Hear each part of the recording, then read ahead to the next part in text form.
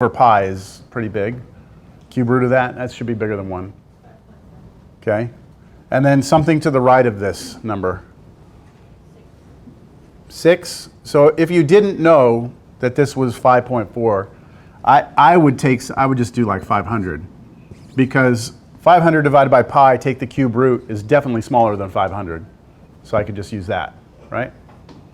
Doesn't matter. You don't have to be close, all right? You don't have to be right next to it or anything. You just have to be to the right of it, and you have to be to the left of this, and bigger than 0. So those numbers are going where? Into the derivative. So I need to now figure out what a prime of 1 is, and I need to figure out what a prime of 500 is. So if I plug 1 into this, right here, what number, do I get a positive or negative if I plug 1 in for r? That's going to be negative, right? 4 pi times 1 minus 2,000 over 1, that's 4 pi minus 2,000, that's definitely negative. And then what happens if I plug in 500? So 500 squared here, this number will be smaller than 1, and then that's 500, so that'll be positive. So you've got positive here. Yes? So for the non-closed is when you plug in those test points into the derivative? That is right. And for the closed is when you plug it into... Yes and no. Okay, so with the closed interval method, you find this value, right? You don't do test points. And you plug this value into the original function with the endpoints. With this method, you take that, make a number line, test points into the derivative. All right? Okay, so what do we know? The area function was going down, and then the area function is going up.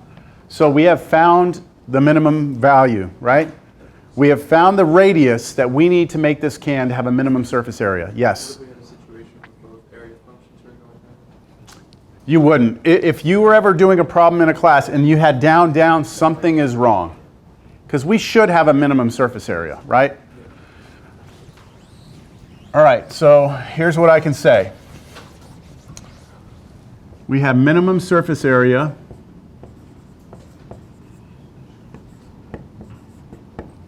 when what? When r is the cube root of 500 over pi, right?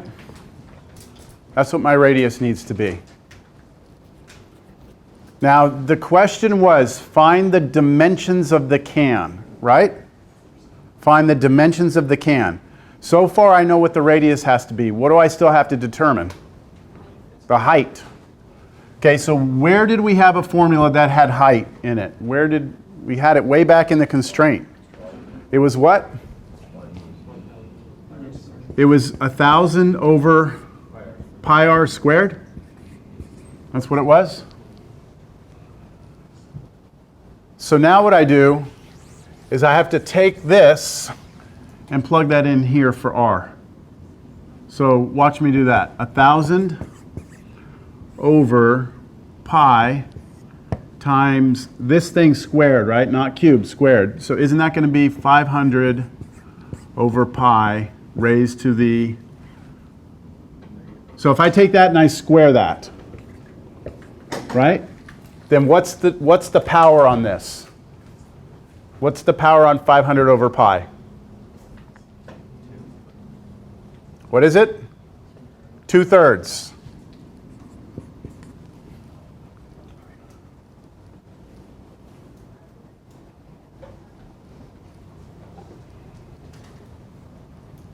All right. That is an answer. I'm not real happy with that answer the way it looks right there. What did you say? What did you say this was on your calculator? This was 5.4 something? 5.42. What does the height come out to be? Has anyone done that over here? 9,348. Whoa, 9,000? I hope not. Oh no, I raised the whole thing. Okay, you trying it again? Anyone else want to try that? what the height is. I'm going to say approximately 5.42, and the height is approximately, what do you get? 10.84. Okay. Now, does anyone notice something about those two answers? Say that again. The radius is exactly half the height.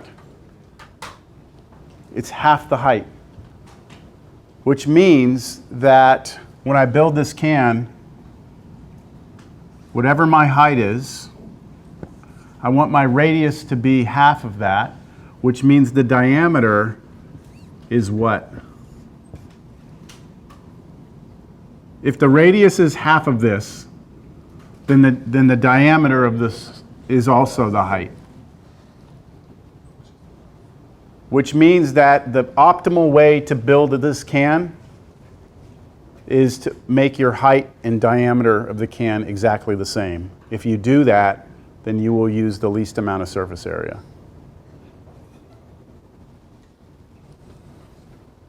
I was going to try and show you that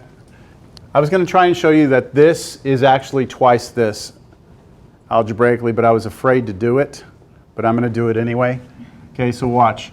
This is 1,000, which is 2 times 500, over pi times 500 to the 2/3 over pi to the 2/3. Do you agree? 1,000's that times that. That's pi. This to the 2/3 over this to 2/3. Got it? Okay, now, a fraction, right? A fraction with a fraction on the bottom, that pi can come up. That pi comes up because it flips, so that's no longer here. And then this is 500 to the first power over 500 to the 2/3. So I subtract the powers. That's going to leave me with 500 to what? I'm going fast, but I don't care. So that's 2's out here. What does this become? 500 to the what? 1/3.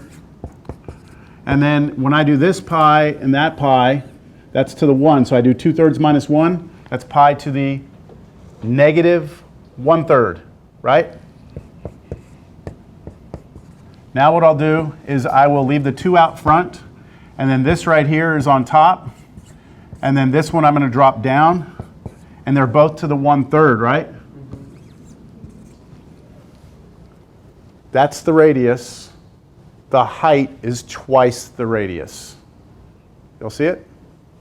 So it's hard to see that that's twice the radius until you do decimals, but once you have that, you can see it here. Anyway. So this actually turns out to be true for all cans, no matter what your volume is. If we change the volume in this problem to 2,000 cubic centimeters or 5 liters or 100 liters, whatever you want, if you make the dimensions of the can such that the height and the diameter are equal, you will use the minimum surface area. That is not obvious when you just look at the problem initially. Right? It does not seem like that would be the relationship because, you got circles and weird shapes, but that's the way it turns out. Okay? Pardon?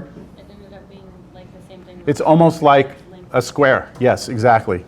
But it doesn't seem like it would be, right? All right, let's take another look. I don't know if I want to do that one. Yeah, this one's, let's do this one. This one's a classic problem here.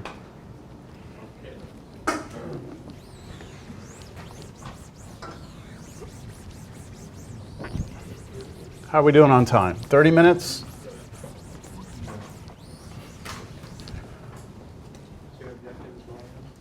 Yeah, so here what we have is, and I don't really give you the word problem up front, I have to just verbally say it. What we have in this problem is a sphere that has a fixed radius of 9. So that could be 9 feet, 9 miles, 9 inches, whatever you want it to be. Right? So we have a sphere that has a fixed radius. There it is, just sitting there. And inside of it, I want to inscribe a cone. So I want to put a cone inside the sphere. But I want that cone to be very special. I want it to be what we call inscribed, which means that the tip of the cone must touch the North Pole of the sphere, and then the bottom edges of the cone must go all the way around and touch the sphere along that kind of inside edge. Make sense? Yeah. Now, I can make this cone taller, but then it gets less wide, right? So my radius gets smaller. So I could have a cone that looks like that in there. So it just barely doesn't get to the bottom, right? So it's very tall, but it's narrow. Or I can make the radius wider, which brings it up the sphere, right, like that. And we have that cone. The question is, for us to find the dimensions of the cone that would give us the most volume. So we want to find the cone that we can put in this sphere that would have the biggest volume possible. Okay? So I have already graphed the function. Here it is. This is the volume function. And what you can see, hopefully you can see this, is that when I make my cone really tall and narrow like this, I don't have much volume there, do I? So you might think, okay, take your cone and just make it where it touches the equator of the sphere, right? If you go to the equator, so the cone is like halfway up, and that would be the maximum radius you could get, right? And then you have the height would be from here to here. Would that give you the most volume? Turns out it doesn't. So look, if I try and make this cone go all the way up to the middle, there it is. Look at the volume. My volume, if I go all the way to the edge, my volume is actually smaller than if I had just backed it off just a little bit, right around, right there. That's that maximum point right there. That's the cone that gives me the max volume. Make sense? Now, this problem can be used for like packing things. If you're trying to put certain shaped items in certain shaped containers, you can try and figure out like optimum dimensions so that you can get the most into something. But this is just kind of a very, I don't know, this problem is in every textbook. Every calculus textbook has this problem, inscribing a cone, or sometimes they don't do cones, sometimes they do cylinders inside of a sphere. Sometimes you try and inscribe a sphere inside of a cone and the other way around. So just, you can mess with this however you want, but we got to set it up. Do you understand the problem? You understand what's being asked? So we have this fixed sphere. Find dimensions of cone with maximum volume. And then I want to know, what is the max volume? I can already tell this can be a closed interval. Is it going to be a closed interval? Well, I think it's limited the domain. If your variable is the radius of the cone, then I agree, yes. Because your cone can't, the cone that's going to go in here, right? That cone that's going to be inscribed in here, obviously the radius can't go past, what, 9? Because you'd bust out of the sphere. So it does appear we have a closed interval. Let's just go through it though, make sure. So what is the objective function here? What are we trying to find the maximum or minimum of? Volume of the what? Volume of the cone, right? Volume of the cone. So let me just draw the cone here real quick. I'll draw it on the side here just as a reference. If we have an arbitrary cone given to us, then what is the volume of a cone? What are the things we need to know about the cone to be able to tell you the volume? You need to know the radius, which is the distance from here to here. We'll call that r. And we need to know the height. And there's a formula for it. Not as easy for me to prove this formula, but can be proved in Cal 2 pretty easily. It's 1/3 pi r squared. Times h, yes. So pi r squared times h is the volume of a can. Turns out that the cone is 1/3 of that. So if like, imagine if you were to make a can out of this instead. Kind of makes sense that the cone would be 1/3 of that. Well, it turns out it is, all right? All right, so we have this formula, and we would like to find the maximum of this, right? The maximum of this. So I'm going to go ahead and put that down over here. The volume equals 1/3 pi r squared times h. Right now our volume depends on two variables, r and h, right? And we need to get it down to 1. So we need a constraint.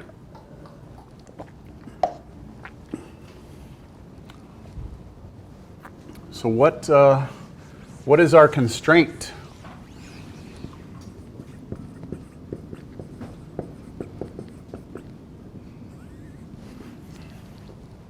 Are y'all doing okay? This kind of making some sense?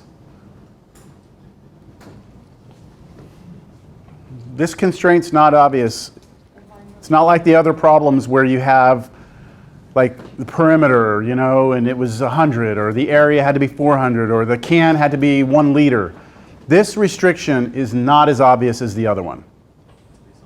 Wouldn't it be the volume It's what? of the sphere? It's based on the sphere. Something about the sphere, yes? What are you saying? The volume. The volume of the sphere? We know the volume of the sphere. We do. But here's the problem with looking at the volume of the sphere. The volume of the sphere, let me just write this down. If you have a sphere of radius r, then the volume of this is 4/3 pi r cubed. Okay, that's the formula for it. The reason we can't use this, even though we know the volume of this is fixed, right, is that this radius here is not the radius we are talking about. The radius of the sphere is fixed at 9, isn't it? The radius here is the radius of the cone, which fluctuates. So we can't connect these two equations together. Does that make sense? Two different radii, one for the cone, one for the sphere. So this isn't going to work. It has to do with the fact that we have to be inside that sphere. So let me just help you, because it's the first time you've seen this, right? I'm here to help, all right? So what we're going to do to get this constraint is this is going to be completely geometric. We're just going to imagine taking this three-dimensional object, and we're going to imagine just slicing it right down the middle like an orange, and just peeling it open and looking at a cross-section of it. So if I do that, here's what I would see. I would see a circle, right? And then inside of it, I would have a triangle like this. And that would be the cross-section of the sphere and the cone in there, yes? Somehow from this, I need to create a constraint, something that will tie together R and H so that I can get rid of R and H, right?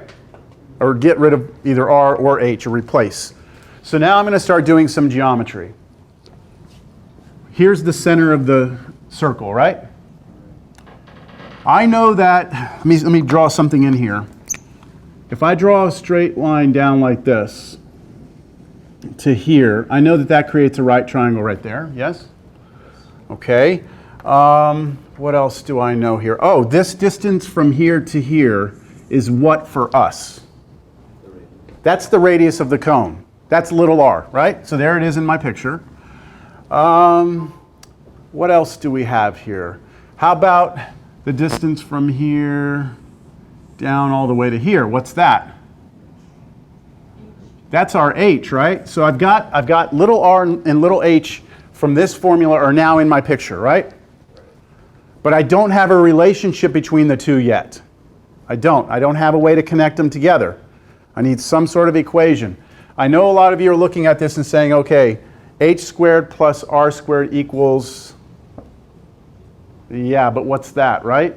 You don't know what this is. You do not know what this is, do you? So watch this. Do you know what that is? That's 9. Why is that 9? It goes from the center to the edge of the sphere. So that has to be 9. Agree? Okay. What about the distance from here to here? That's also 9, isn't it? Okay. What then is the distance from here to here? So if this whole distance is h, and this distance is 9, then this distance is h minus 9, isn't it? So that right there is h take away 9. Are y'all following me? Okay, now do you see the triangle I'm going to work with? That one right there. That's a little right triangle, right? I know this side, and that side. So I can use Pythagorean right there. I have, let's say, little r squared plus that squared, right? Let's make sure I get my Pythagorean right because I've messed this up before, right? I have a history. I have a history here. This squared plus this squared must equal that squared. 81. This nice? Let's just double check it. Everyone okay with the idea that from here to here we called h? From here to here is 9, so this has to be h take away 9. 9 was this radius of the sphere, and this was r from our cone. We now have an equation where we have little h and little r. Little h and little r are in my equation, which means I can solve this equation for either h or r, right? Which one would you like to solve for?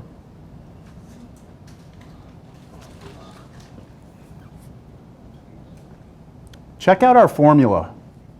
1/3 pi r squared times h. What would you like to solve this for? R squared, right? Look, I'm going to plug in r squared here, right? I could plug in r squared here, and I can solve that for r squared. Look, it's right here. Like, that's what r squared is. If I just move this to the other side, I can just go right to it, right? I won't have to take square root or anything. So I'm going to go with that. Even though h seems like it might be better because there's just an h up there, it's actually easier over here for me to solve for r squared. So if I solve for r squared, I get 81 take away h minus 9 squared. So I just moved this whole factor over, made it a minus, kept it squared, and there we go. Okay, keep going. The volume equals 1/3 pi. What's r squared? All of that. 81 minus h minus 9 squared. That's r squared. And then times h. So that's that last h right there. Now my volume is all a function of h. I was actually, you know, in when I started this problem, I showed you the graph, and it was the graph with r. The way we just did this problem, our graph is going to give us like h on this axis instead of r. So this is going to be a different picture. We actually have a different objective function than the one I graphed for you earlier. That's just because we chose to solve for r squared over here instead of for h. That's okay. I mean, volume is now a function of h. And let's see here. We got to clean this thing up. This thing is nasty. So what I think I'll do is I'll put 81. Let's go ahead and expand this out. Let's do h minus 9 times h minus 9, which would be h squared, but then subtracted. And then what would the middle terms be when I multiply those together? Get negative 9h, negative 9h, that's negative 18h, but then I'm going to subtract it, so plus 18h. And then my last two terms when I multiply them together are going to be negative 9, that's positive 81. But then I have to distribute that through here, so I'm going to minus 81. And then all of that with an h on the outside. That's real nice. That's gone. And now I'm going to pass an h through to here and here. So I think I'm pretty happy with this. 1/3 pi. And then I've got negative h cubed. And then plus 18h squared is my volume as a function of height.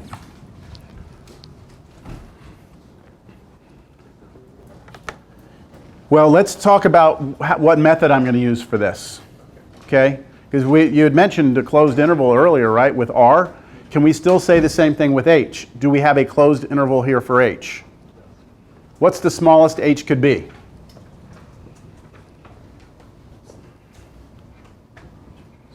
Maybe it would make sense if you looked over here. You know, here's H, right? What's the smallest it could be? It's got to be greater than 0, right? Bigger than 0? Could it be 0? If H was 0, you would have no cone, right? Agreed? So I would say H has to be bigger than 0 here. And what about smaller than? It really doesn't matter at this point because I'm going to use the open interval for this. But I would say it can't be more than 18, right? Because 2 radii, 9 and 9, can't be bigger than 18. So I'm going to go with a non-closed interval method for this. So we know the max volume is 18. No, we don't know. We don't know anything about the max volume yet. We just know what the volume function looks like. So now we need to go ahead and find the max and min of that function. So derivative time. Pardon? I don't think I have a product. No, because this is a constant, right? So that comes for the ride. And then I just take derivative of each of these separately. Question, yes? Okay, when you said non-closed interval, so that means like it goes up to infinity? No, it just doesn't, are not including the endpoints. Oh, okay. Because if my height is 0 of my cone, then I have no cone, right? And I have no volume. It doesn't make sense. All right, so the derivative of this comes for the ride, and then derivative of the inside of that is negative 3 h squared, and then plus 36h, right?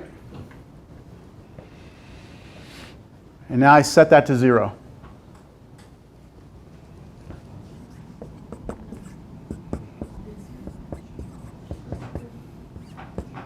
What do y'all think about this? I get this sense that you're not interested.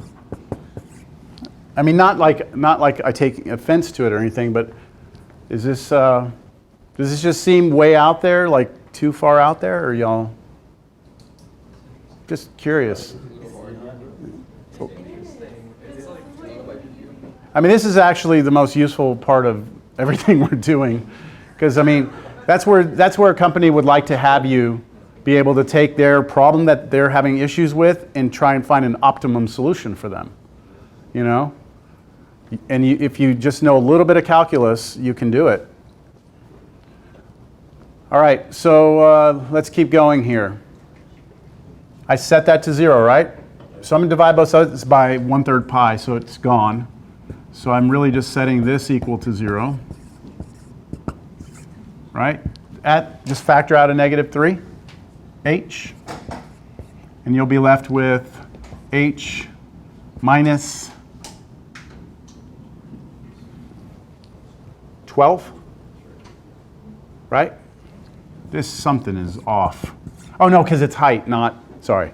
I was like, I know what the answer should be, and I know it's, I know what, I was thinking radius, sorry. So what are our two solutions here? That to 0 is h is 0, right? That to 0 is h is 12. Okay? These are two critical numbers that I have. Now I do a number line. I'm going to leave the volume up there for now. So that's West open interval? Pardon? Yeah, it's open interval, so I need test points. So 0 here and 12 here. Do I need to look over here? No. Okay, so I need test point here, test point here. Those test points are going into the derivative, so I'm going to go with 1 and 20. Let's plug them into the derivative, which is right there. So if you plug in 1 into this, what do you get? That whole thing becomes 1 here, 1 here. Positive, okay, and then times 1/3 pi, so we have positive there. So my volume is going up here. And if we plug in 20, imagine squaring 20 and then hitting it with negative 3, and then 36 times 20, we should get a negative in here. Yes? I thought we can't use 20, because I thought, Oh, it's outside. Yes, thank you. Good call. We can't use 20. Thank you. What was it? What was our 18? 0 wasn't in the thing too. Zero's not in there, yes. Yeah, but I'm just saying we don't need to look over to the left of 0. Yeah, I'm glad you said that. Let's go with 13 then. We could have used, what did we say, up to 18? Yeah, I'm sorry, it wasn't on the board, so, but I'm glad you caught that. Let's use 13. We'll get the same answer. We'll still get a negative here, but let's use 13. Volume is negative. Our volume is decreasing there. So we have found a maximum, haven't we? The height of that cone needs to be 12. The height of the cone needs to be 12. So let's start putting together the answer. Repeat what? Oh, sorry about that. Stop. Shut up. Shut up. Okay, repeat what? What exactly signifies that it's open interval and closed interval? Because I thought it was the infinity basically. No.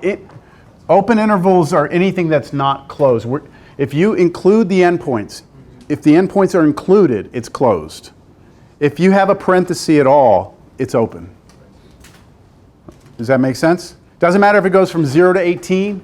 If you cannot include the endpoints, then it's not closed. If it's not closed, we have to do this way. The only way we can use closed interval method is if we can include both endpoints. All right, so we have a maximum volume, right? When H is 12, which means that R is what? So we have to go back and figure out, where did we have a formula for R? Did we? Yeah, the only thing we ever solved for was R squared was 81 minus 9. No, H minus 9 squared. That was the only thing we had, right? This? Okay, so we can solve for R here. We know what H is now. So R squared is 81, take away, well, this is 12, right? 12 minus 9, 3? Yes? 3 squared, 9? Make sense? Yes or no? Okay, and this is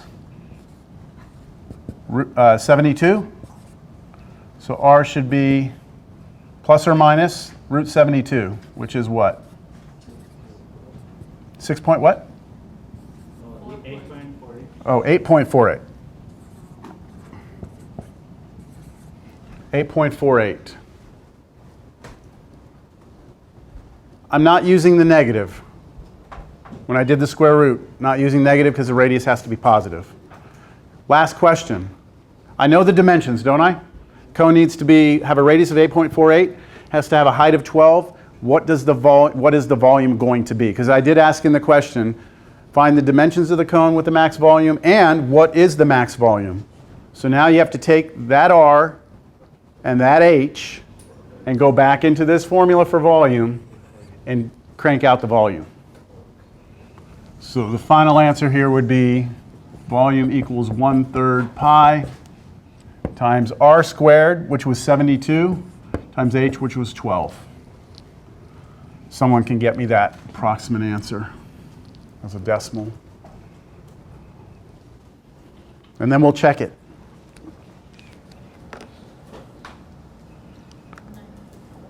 What do you get? 9 what? 904?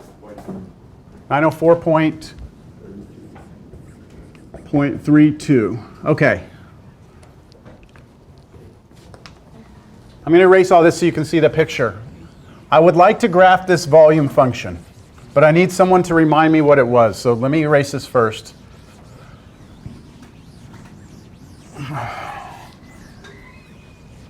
The volume function that we had was a function of h, right? I believe we had 1/3 pi, right? And then times r squared, which was 81 minus 9 minus h squared, and then times h. Wait, they want x in here. Sorry, I have to get rid of the x.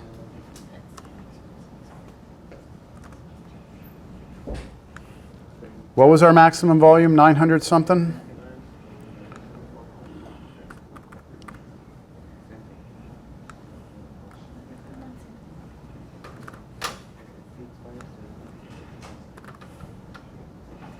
So I made it look pretty for us. All right, I made the window perfect for us so we could see it. This is the volume function that we went to go try and find the maximum of. And you can tell from the computer that the maximum happens right there at 12.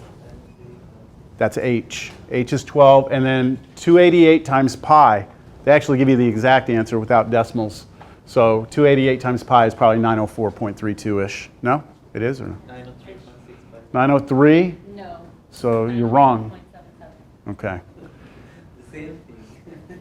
All right, so look, do you all agree that if you, I mean, just right now, you walking out of this classroom today, if you were faced with a real world problem, if there was a way that you could come up with a function that represented what was going on, you could actually find the max and mins without doing any calculus by using a graph, right? Very, very powerful stuff. I mean, this website, I mean, these websites that are just free you can go to now, I mean, like, graphing has been around for a long time, but just being able to just hover over this and get the max point like that, I mean, that's like, yeah, it's very, I mean, I wish I would have had that. Because, I mean, the only other way to get that is do everything we did, right? So, yes, on a test you will have to demonstrate that you can do this by hand, but like real world, that's all you need. That's all you need is the picture. The hard part is this. This is the part the computer can't do, is take the word problem and turn it into the function. That's the part where, not yet, maybe one day. I'm sure one day it'll happen. All right. Well, we could just keep doing optimization problems all day long, and there's still quite a few on here that I haven't done that look totally different. So I would recommend that you spend the next, 48 hours or so, 46 hours getting ready for the test. And then after the test, we'll come back, next week will be when we have another lecture. We'll do some more optimization, and then we're going to move into antiderivatives, which is where Cal 2 starts, like where it begins, kind of. All right? All right, everyone. Study hard, eat good.